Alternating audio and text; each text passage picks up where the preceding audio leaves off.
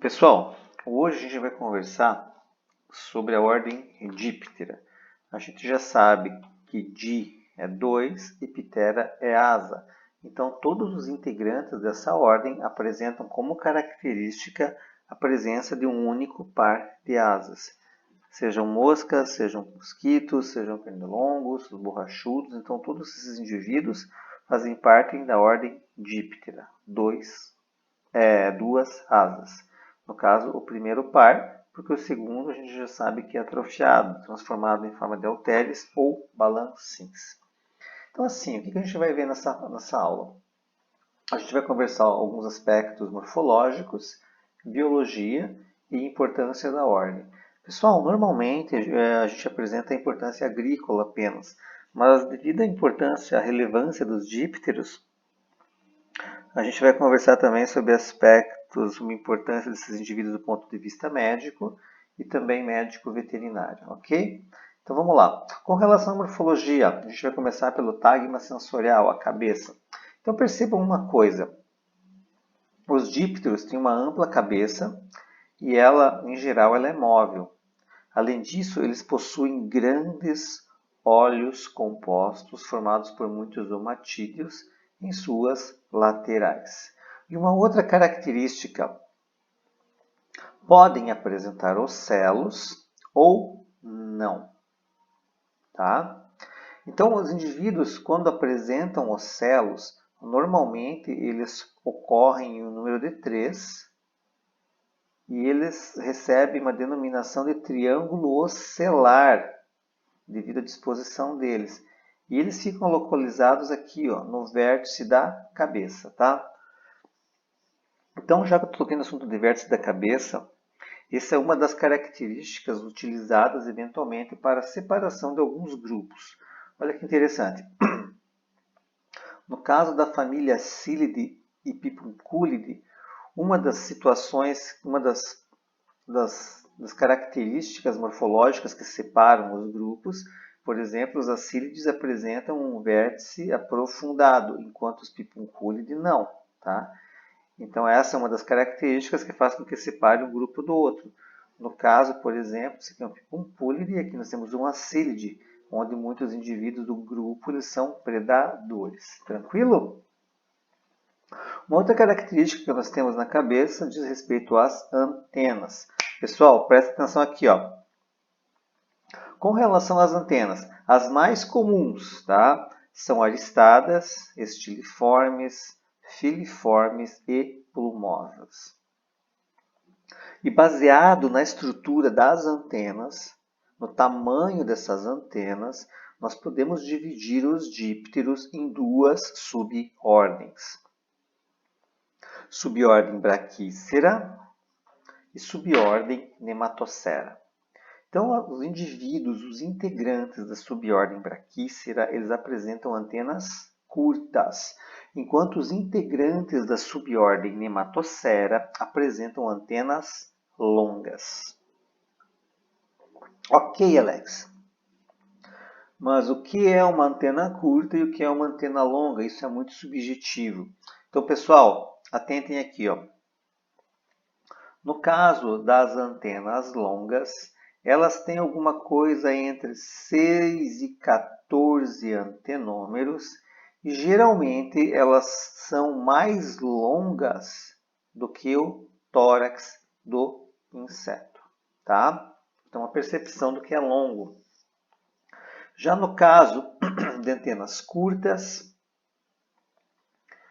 elas têm até 6 antenômeros, eventualmente 7 antenômeros, tá? E elas são mais curtas do que o tórax.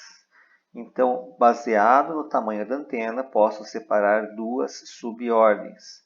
Subordem Nematocera, antenas longas, característica de mosquitos. Subordem Brachycera, caracterizado por antenas curtas, onde nós temos como integrantes as moscas. Tranquilinho até aqui? Agora eu quero que vocês atentem para uma coisa bem interessante aqui dentro da subordem Brachycera. Essa subordem ela pode apresentar duas divisões. Divisão ortorrafa, divisão ciclorrafa. O que separa uma da outra? Divisão ciclorrafa, ela apresenta uma sutura, que nós chamamos de sutura pitilineal. É isso aqui, ó. Sutura pitilineal. Diferentemente da divisão ortorrafa, que não apresenta essa sutura pitilineal. Então, divisão ortorrafa, nós temos sutura pitilineal ausente. Divisão ciclorrafa, nós temos sutura pitilineal presente. Ok, Alex? Não ficou claro qual a função dessa sutura pitilineal, porque um grupo apresenta e outro não. Então, olha só que interessante, pessoal. Os integrantes da divisão ortorrafa, eles saem da pupa por meio de uma estrutura, tá? Uma abertura em forma de T, localizada aqui no pupário. Então, eles rompem a pupa por aqui. Entretanto, na divisão ciclorrafa, nós não temos essa estrutura em forma de T na pupa, no pupário. Então, os indivíduos têm que usar um outro artifício para romper esse pupário. E normalmente a abertura ocorre de um modo circular na extremidade anterior desses pupários. E eles utilizam uma estrutura presente na cabeça, tá? Chamada de pitilíneo. Então, o adulto, quando vai sair do pupário, ele infla esse pitilíneo, ele rompe esse pupário. Então, esse pitilíneo aqui é uma estrutura saculiforme, tá? Que ele se everte aqui na parte frontal da cabeça. Então, ele rompe esse pupário. E após ele sair do pupário, o adulto sair do pupário, esse pitilíneo ele é recolhido, mas permanece essa sutura, tá? Esse sulco em forma de U, um U invertido, que nós chamamos de fissura pitilineal. Tranquilo? Então, olha só. Aqui nós temos a sutura pitilineal, em virtude do extravasamento do pitilíneo, tá?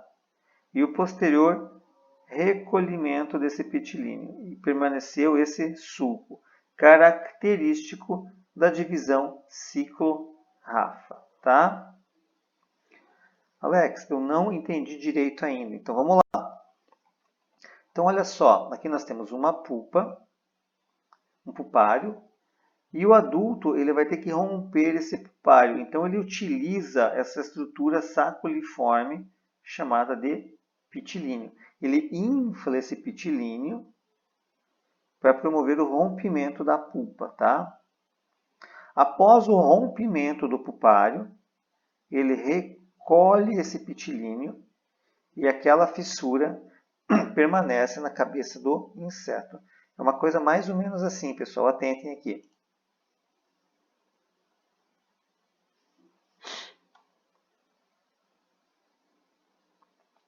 Então, aqui é uma larva de díptera. A gente já sabe que é uma larva do tipo vermiforme, cabeça indistinta, transformou-se em pupa.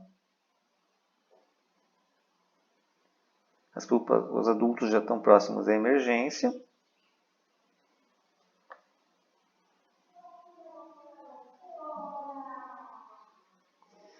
Olha só, pessoal, o adulto rompendo a pupa, o pupário, por meio do pitilíneo.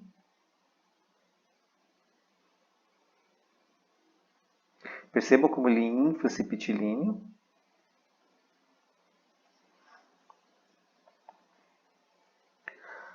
Após a abertura, o rompimento do pupário, esse pitilíneo é recolhido, mas vai permanecer aquele sulco que nós chamamos de fissura pitilineal na cabeça dos insetos da divisão ciclorrafa. Tranquilo, pessoal? Deu para ter uma noção? Então tá bom. Com relação a cabeça dos insetos ainda. O que mais que nós temos? Pessoal, nós temos o aparelho alimentar, nós temos as peças bucais, tá? Então, os dípteros, eles podem ser hexaquetas, ou seja, eles têm 6 estiletes. Entretanto, as peças bucais do tipo sugador, como ocorre nos dípteros, ela varia um pouco dentro da ordem. Embora nós tenhamos indivíduos sugadores hexaquetas, nós também temos indivíduos diquetas, tá? E aqui podem ocorrer alterações morfológicas, onde nós temos sugadores, picadores, mas também apresentamos sugadores lambedores, tá? Então existe uma variação grande do aparelho bucal dentro da ordem díptera, tranquilo? Uma outra coisa que eu quero que vocês atentem, pessoal, é com relação a esse monte de cerdas. Os dípteros apresentam uma série de cerdas na cabeça, tá? E elas são extremamente importantes para a diferenciação de grupos, a organização delas. A gente já viu em aulas anteriores que essa disposição dessas setas, elas são muito usadas para classificação de insetos, e nós chamamos elas de quietotaxia, tá? Isso ocorre tanto na cabeça quanto no tagma locomotor, no tórax. Com relação ao tórax, também possui pró, meso e metatórax. Eles são unidos aqui nos dípteros, e uma característica interessante é que o metatórax, mesotórax, ele é mais desenvolvido nos dípteros. Ele apresenta uma quetotaxia bem característica também, muito empregada na diferenciação de grupos, ok? O que mais que nós temos no tórax? Então a gente já sabe que ele é o tagma locomotor. Então uma das características importantes que o tórax apresenta são as asas. Pessoal, em díptero nós temos asas do tipo membranosa. Então o primeiro par de asas é do tipo membranoso, tranquilo? Esse primeiro par de asas aqui, ele é mais ou menos ramificado, tá? Então aqui nós temos uma asa de um díptero muito importante do ponto de vista agrícola, que são as moscas do gênero Anastrefa, tá? E eles têm como característica aqui, pessoal, esse V invertido nas asas. Então é bem característico das moscas das frutas do gênero Anastrefa. Apresentou esse V invertido. É uma mosca de relevância do ponto de vista agrícola. Tranquilo? Mas eu já vou falar mais sobre ela. Com relação ao segundo par de asas, então a gente já sabe que ele é transformado no que nós chamamos de halteres ou balancins. Então ele apresenta aqui um pedicelo, e essa estrutura mais desenvolvida nós chamamos de capítulo, tá? Apresenta uma certa função de equilíbrio durante o voo dos insetos.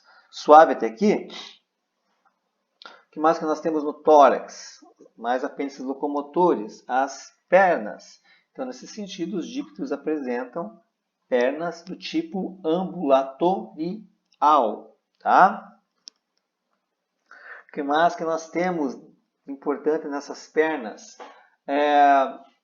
A presença de empódios, tá? Que são pequenos espinhos, e a presença de pulvílulos, tranquilo? Além disso, nós temos as garras tarsais. Também essas características aqui, presença ou ausência de pulvílulos, forma do empódio, também são características que são utilizadas por taxonomistas para a identificação de diferentes grupos de dípteros, tá?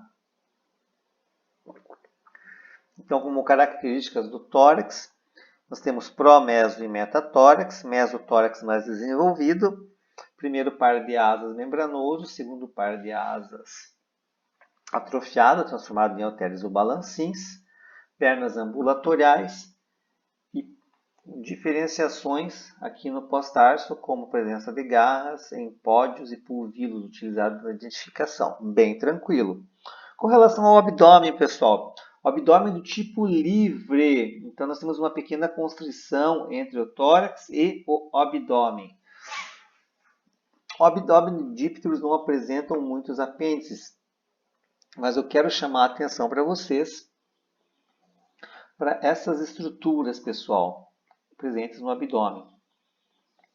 Então, os últimos segmentos abdominais, eles são transformados, né, em genitálias, tá? E elas ocorrem em fêmeas de alguns grupos. E essas genitálias aqui, tá? Elas apresentam aqui dentro, elas guardam um acúleo responsável pela postura endofítica das fêmeas destes grupos, tá? Com destaque, por exemplo, para a mosca das frutas, onde ela direciona o ovipositor dela no fruto. Aqui nós temos um acúleo que lhe perfura o tegumento e faz posturas dentro do fruto, tá? Pessoal, com relação a esses acúleos, eles apresentam uma diversidade bem grande aqui na ponta do acúleo. E essa diversidade ele permite nós diferenciarmos de um modo mais minucioso alguns grupos de moscas das frutas, tá? Então, basicamente é isso que eu gostaria de chamar a atenção dos senhores no abdômen. Apresenta o abdômen livre e no caso das fêmeas nós temos um ovipositor que ele varia em tamanho conforme o grupo, conforme a espécie, e além disso nós temos, conforme a espécie ainda, uma diversidade na variação dos acúleos.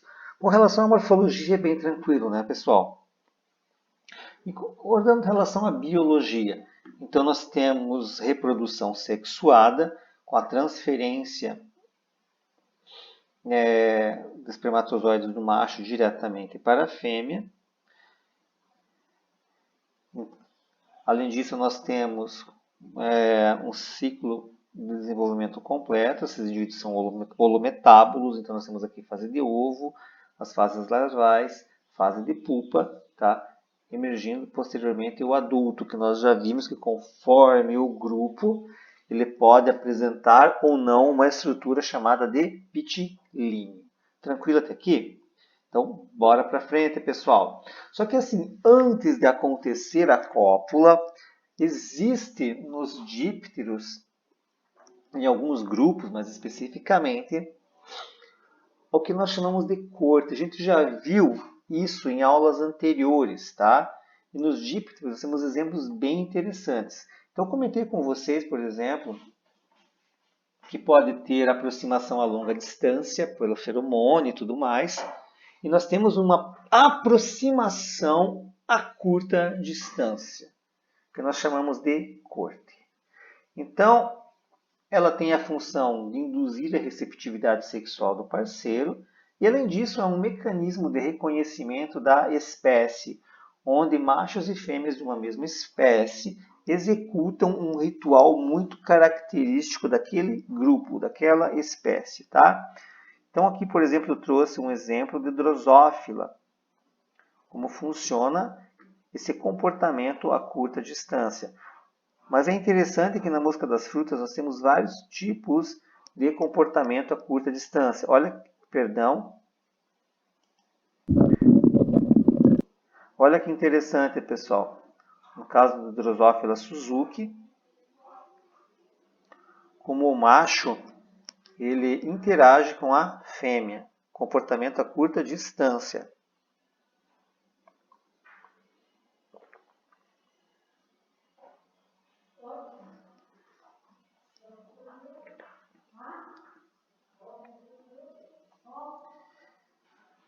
E esse comportamento a curta distância, ele varia entre diferentes espécies, tá?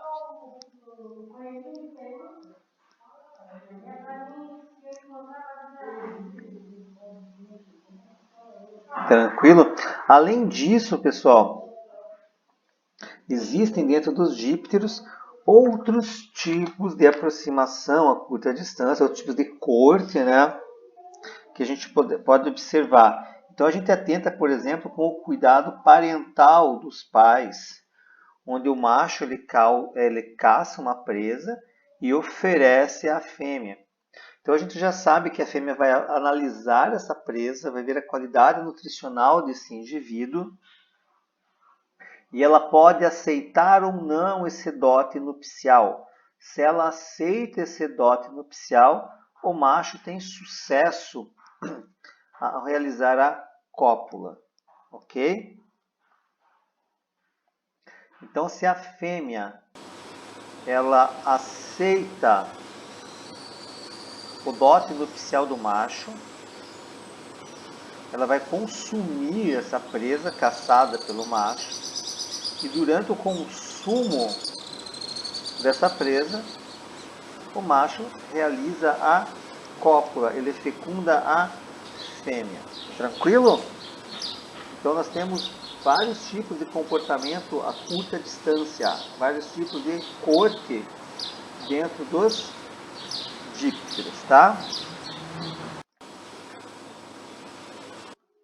Pessoal, uma vez que a fêmea é fecundada, ela vai realizar posturas. E essas posturas são realizadas em diferentes substratos, tá? Inclusive na água, ok? Entretanto, dentro dos dípteros, nós não temos apenas oviparidade. Pode ocorrer também viviparidade, que nós chamamos de viviparidade adenotrófica, onde essa fêmea ela vai nutrir a larva durante a maior parte do seu desenvolvimento dentro do seu interior, tá? Então a gente já viu esses tipos de reprodução em aulas anteriores, então esse conhecimento adquirido. Com relação às larvas de díptero, basicamente elas podem ser vermiformes, tá? Cabeça indistinta, ou limaciformes. Normalmente, larvas limaciformes, elas apresentam como característica a predação. Então, essas larvas são predadoras. Nós temos várias larvas predadoras, tá? Várias espécies de díptero que apresentam larvas predadoras, com destaque para a família dos sirfídeos, tá? A gente já vai conversar mais sobre esses caras. Então, essas larvas aqui, elas são excelentes predadoras, por exemplo, de afídeos, que a gente já sabe que pertencem à ordem Hemiptera, subordem ao Externorhynca, tá?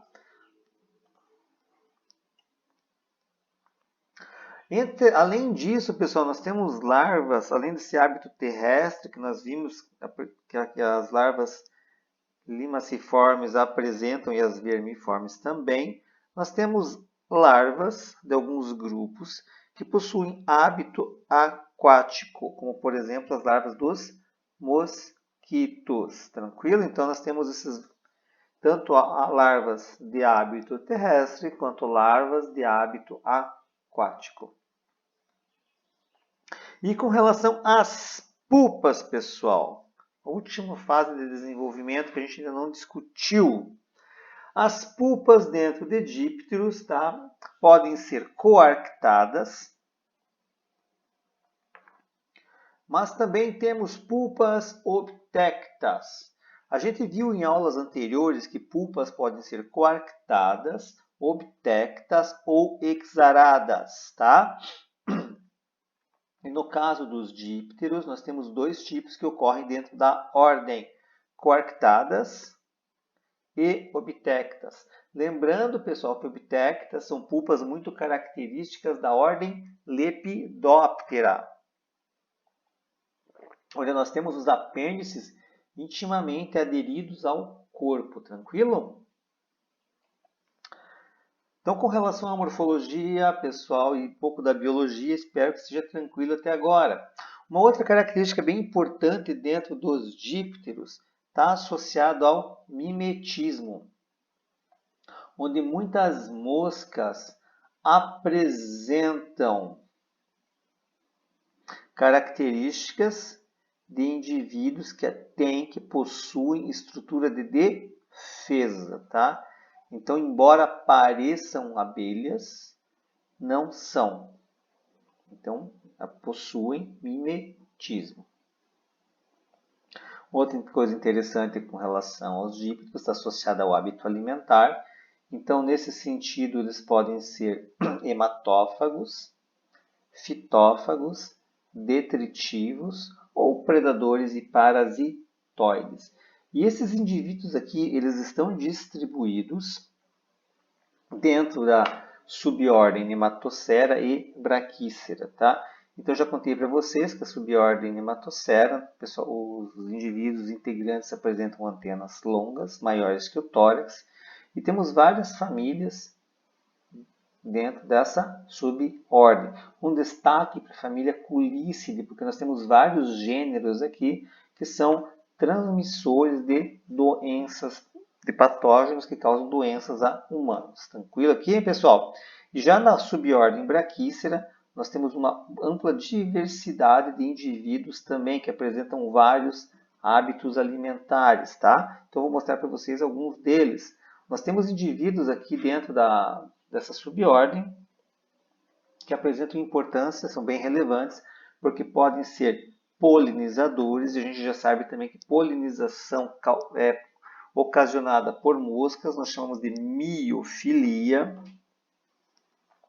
Nós temos indivíduos muito importantes, pessoal, que são os necrófagos e os saprófagos, tá? Com destaque, pessoal, para a entomologia forense, onde nós temos várias moscas que elas atuam em diferentes estados de decomposição desses cadáveres e elas fornecem informações muito relevantes durante o trabalho de perícia, tá? Nós também temos integrantes da ordem Diptera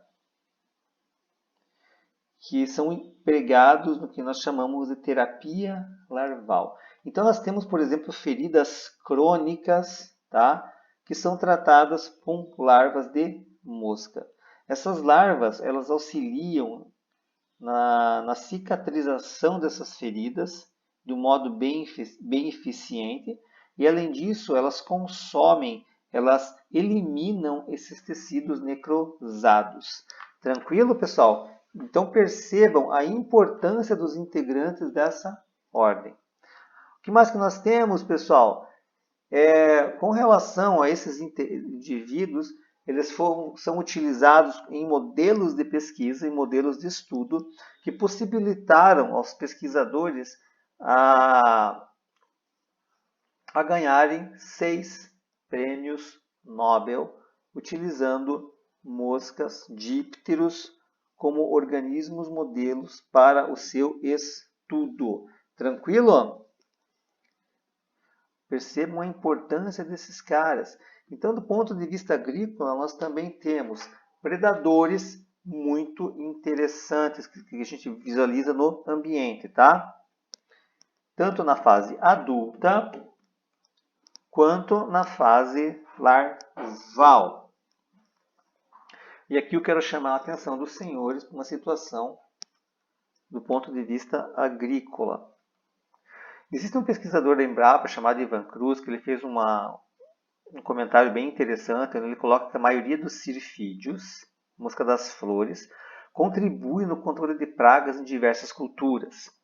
Como ele trabalha com milho, está lá na Embrapa milho e sorgo, ele colocou com destaque para o milho devido à alta incidência dessas moscas na fase reprodutiva da cultura. Em estado larval se alimentam de pulgões e no caso do milho se alimentam do pulgão do milho. Tá? Já o adulto necessita de néctar ou pólen, sendo predominantemente tarívoras e também de pólen. Então, olha só, pessoal, os adultos eles se alimentam de pólen. Durante a floração, quando abre a inflorescência do milho, ele libera muito pólen e nós temos uma alta incidência de adultos se alimentando desse pólen. Entretanto, no milho, nós também temos pulgão do milho, ele forma grandes populações e a gente já sabe que esse indivíduo é tetraqueta, dano direto à sucção de seiva floemática, mas também tem o dano indireto, que é a transmissão de muitos patógenos para a cultura do milho, tá? Então aqui, por exemplo, nós temos uma inflorescência totalmente infestada pelo pulgão do milho. Aí o que acontece? Essa mosca, ela vem, se alimenta desse pólen e coloca os ovos dela aqui na florescência. E as larvas, assim que eclodem, vão começar a se alimentar dos pulgões, onde a gente pode verificar elevadas populações de larvas predadoras na cultura do milho. Estou contando tudo isso para vocês porque teve uma situação que nós recebemos esse vídeo aqui, ó, tá? Então percebam que nós temos muitas larvas de moscas da família Syrphidae. Elas são predadoras, elas não causam um dano para o milho. E embaixo havia um comentário do agricultor perguntando qual produto ele iria aplicar para o controle dessas larvas, pensando que elas estavam fazendo um dano significativo na cultura. Então percebam a importância nossa importância na orientação de como proceder, tá? Então são larvas que estão lá e auxiliam no controle biológico. Então não é realizado nenhum tipo de pulverização, tá? Então percebam, nós como agrônomos atuando na preservação de indivíduos que promovem o controle biológico. Tranquilo? Então, além de predadoras, nós também temos muitas espécies que são parasitoides. Tranquilo, pessoal? Então, percebam a importância das moscas ou como predadoras ou como parasitoides de outras espécies que podem ser consideradas pragas de importância agrícola. O que mais que nós temos, pessoal? Temos muitas espécies nocivas. Nós temos muitas moscas que são vetoras mecânicas de doenças. Então, nós temos essas situações onde elas podem pousar em um substrato contaminado e, posteriormente, transportar de modo mecânico esses patógenos para a alimentação humana, tá? Temos muitos indivíduos que são vetores de várias doenças, tá? Como a dengue, a leishmaniose, malária. Então temos vários exemplares pertencentes à ordem Diptera, que são vetores desses patógenos. Mas também temos muitos indivíduos que atuam como parasitas humanos e animais, ok? Então aqui um exemplo, pessoal, de larvas de mosca parasitando seres humanos. Tá? Então aqui nós temos a ação do díptero, vulgarmente conhecido como berne.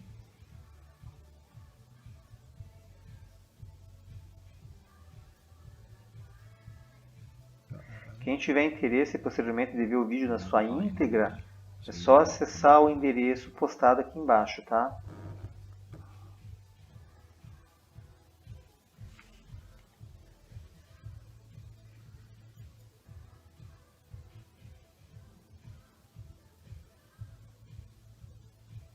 Ready? Just keep still.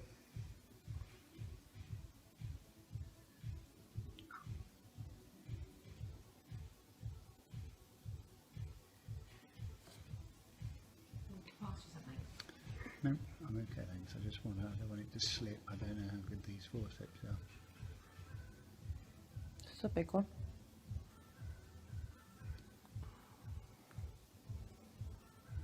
Okay. Tranquilo, pessoal? Então, assim, só que os bernes eles não são apenas parasitas de seres humanos, eles também são parasitas de muitos animais. Um exemplo que nós temos bem comum aqui é a mosca dos chifres, tá? A Hematobe irritans.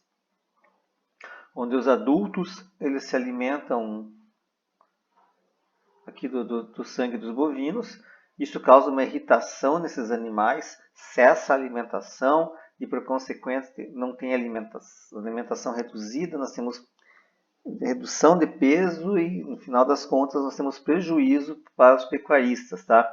Aí, o que acontece? Esses indivíduos, esses animais defecam e essas moscas realizam as posturas nas fezes desses animais, onde nós temos todo o desenvolvimento das larvas, o pupário nas fezes e posteriormente a emergência do adulto, que vai continuar se alimentando do sangue do seu hospedeiro, irritando esse indivíduo, tá?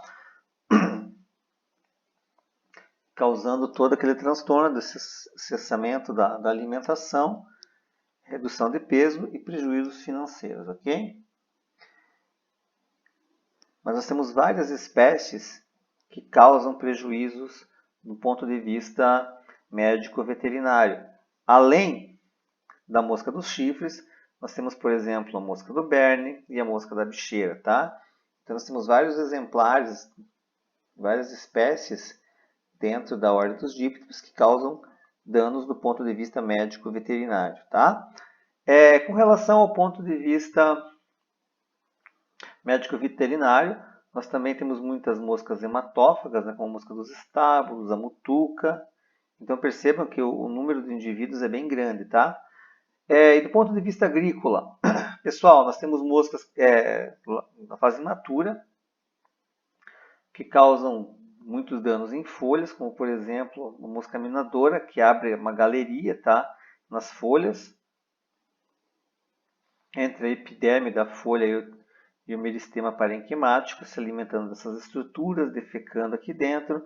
Eventualmente, as lesões atuam como porta de entrada de patógenos, então elas podem causar danos, sim. Aqui, por exemplo, a neosibila, que é a mosca da mandioca. O que vai acontecer aqui, pessoal? Aqui nós temos um meristema em desenvolvimento, tá? Nós temos uma gema aqui é o início da brotação. Essas moscas elas vão matar essa gema. Essa gema está produzindo hormônios, no caso a auxina. Essa auxina inibe as demais gemas. E daí nós temos essa dominância. Uma vez que essa dominância é morta, essas gemas aqui elas perdem essa dominância e elas começam a brotar.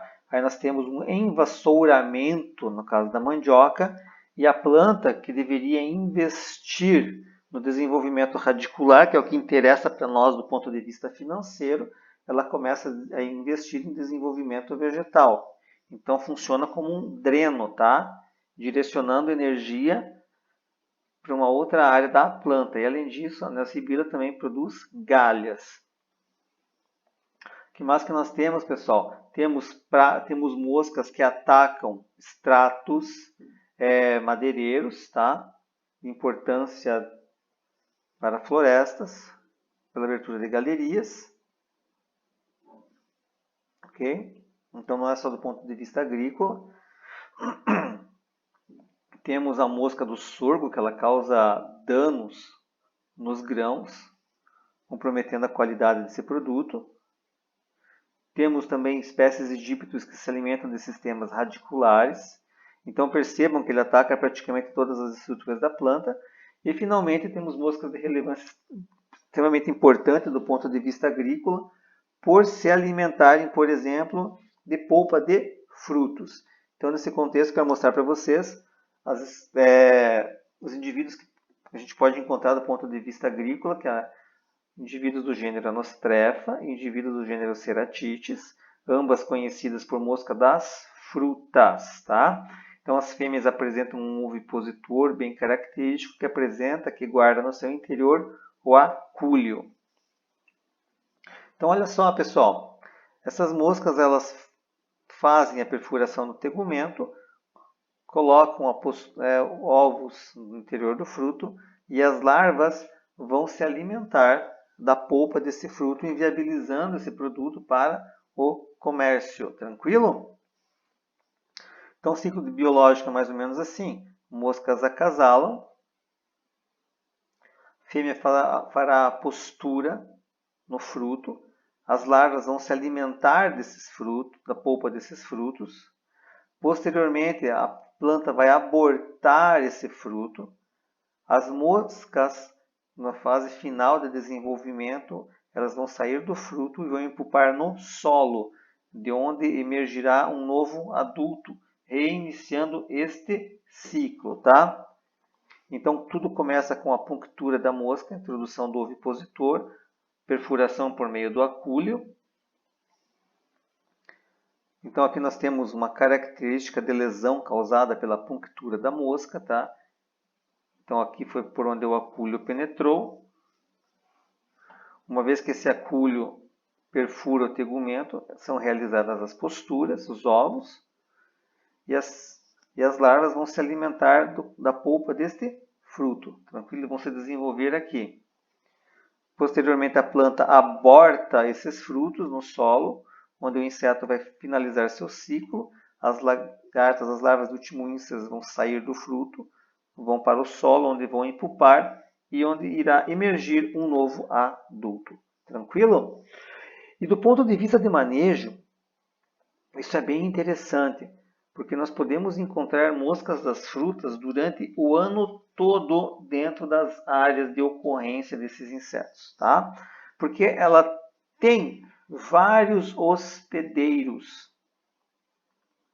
E do ponto de vista de manejo, isso deve ser muito atentado, porque elas podem tanto atacar culturas de interesse econômico, como pêssegos, citros, e na ausência dessas frutas, elas podem ocorrer em frutas nativas, migrando novamente para o pomar quando tiverem novamente frutas. Então, nós podemos encontrar esses indivíduos ao longo de todo o ano. São insetos extremamente importantes e o manejo deles, pessoal,